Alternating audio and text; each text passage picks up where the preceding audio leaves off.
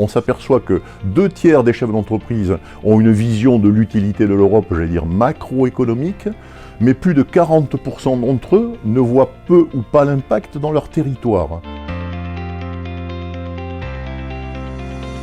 La présidence de l'Europe par la France arrive en début 2022 et nous avons besoin, nous l'avions déjà fait en 2018, de faire remonter des analyses concrètes des territoires sur l'impact de l'Europe, la vision des actions de l'Europe dans nos territoires auprès de nos entreprises.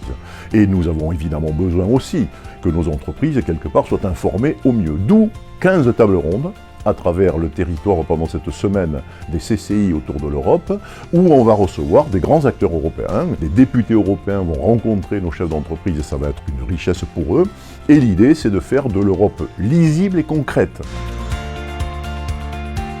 L'Europe a, hélas, une image de complexité au niveau des dossiers, au niveau des normes, au niveau etc.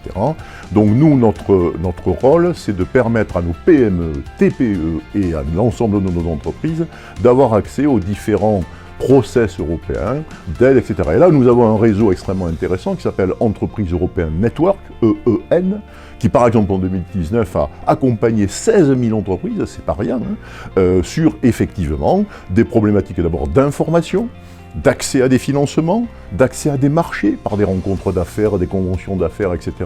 Et donc, on est capable, avec ce réseau extrêmement actif que l'ensemble des chambres de commerce portent, de diffuser les opportunités européennes auprès de nos entreprises et donc de rendre plus visible dans nos territoires l'action de l'Europe. EEN, qui est ce contact sur le terrain entre les chambres de commerce et les entreprises, nous permet aussi de faire remonter au niveau des décideurs des conseils régionaux, qui sont souvent un relais, et de l'Europe, les problématiques que j'évoquais, de complexité ou même d'éligibilité, pour, de manière régulière et progressive, adapter les différentes procédures au plus près du terrain.